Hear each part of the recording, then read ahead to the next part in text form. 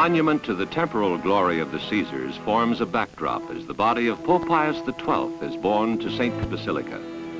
A man of humble spirit and indomitable will, Pope Pius guided the spiritual life of nearly 500 million Catholics during the 19 years of his reign.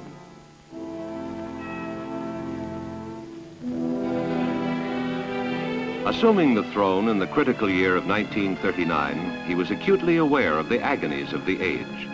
Rock-like, he was the very symbol of the Christian stand against the sweep of communist atheism.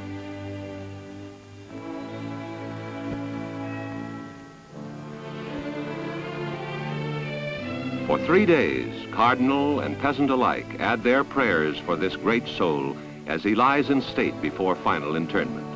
Eugenio Pacelli, his great work done, will rest in a crypt beneath the Bernini altar, not far from the grave of St. Peter, the grave discovered during his reign in 1950. In order of their seniority, the cardinals invoke a final blessing.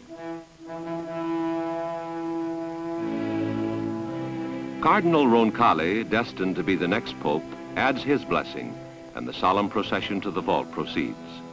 Final tribute to the pontiff and to the man, Pope Pius XII, fountainhead of Christian strength in an age of crisis.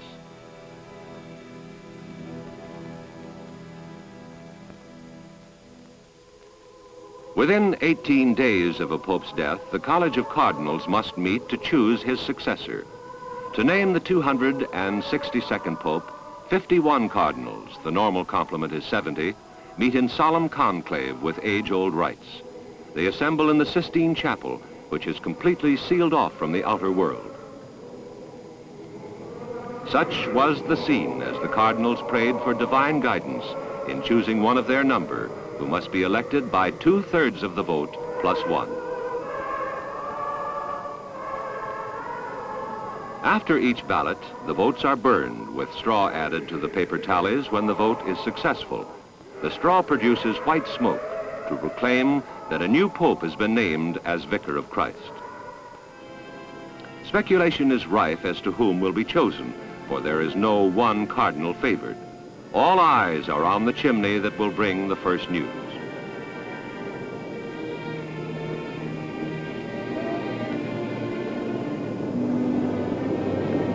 On the third day, after 10 inconclusive ballots, comes puff after puff of white smoke. A new pope.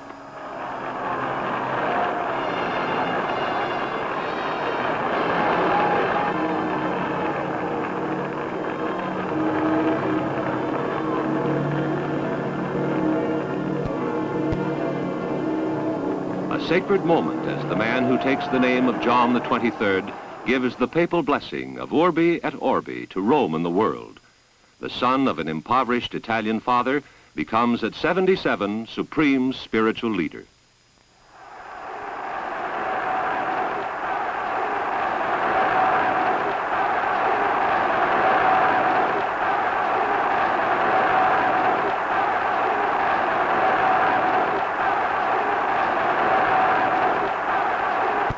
Coronation Day comes just a week later. Again, St. Peter's Square is thronged with the faithful who wait patiently for hours to witness the actual coronation and to receive the papal blessing in a ceremony unchanged through the ages. With the honor guard at attention, Pope John the 23rd makes his first formal appearance. The 5-hour-long ceremonies begin as he is borne aloft on the sedia gestatoria, or portable throne. The mystic symbolism and spiritual significance of the religious rites are interwoven with all the pomp and magnificence of the church.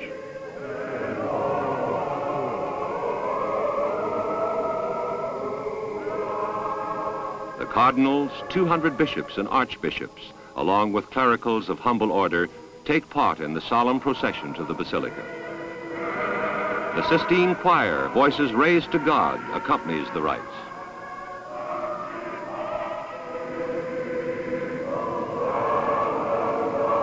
Present are the diplomatic corps and representatives of all governments of the free world.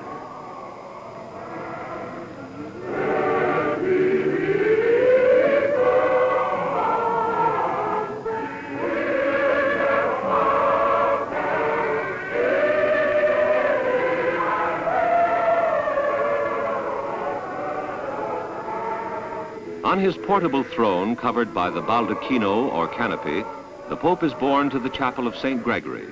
Here, before a solemn pontifical mass begins, he ascends a throne in the chapel to receive the cardinals.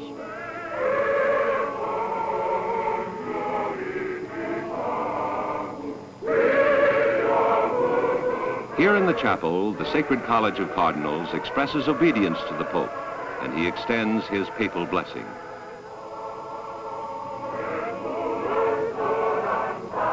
Then the Pope is vested with the garments that he will wear during solemn Mass, the same pontifical Mass that is being celebrated throughout the world.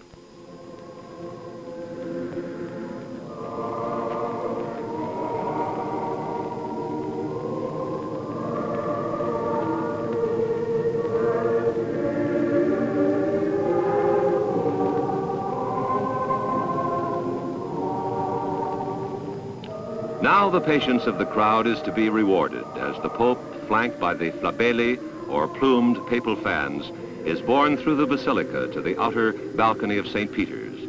Here, in full view of the crowd, the triple crown will be placed upon his head.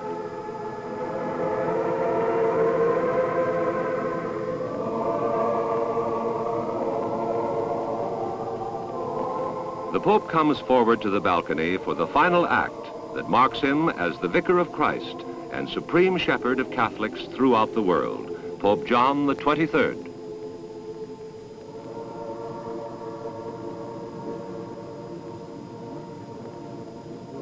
The triregnum, the triple crown of papal supremacy, is placed solemnly on the Pope's brow as the Lord's Prayer, simplest and most magnificent prayer of all, is intoned. Christendom has a new Pope.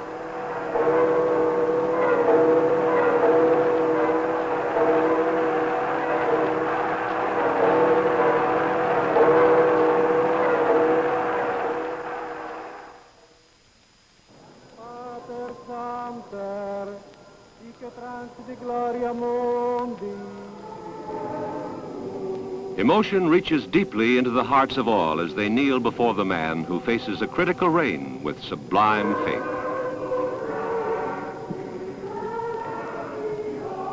Thus begins the rule of Pope John XXIII, 262nd Pope of the Roman Catholic Church. With divine guidance may he rule his flock wisely and well, to be a worthy successor to St. Peter.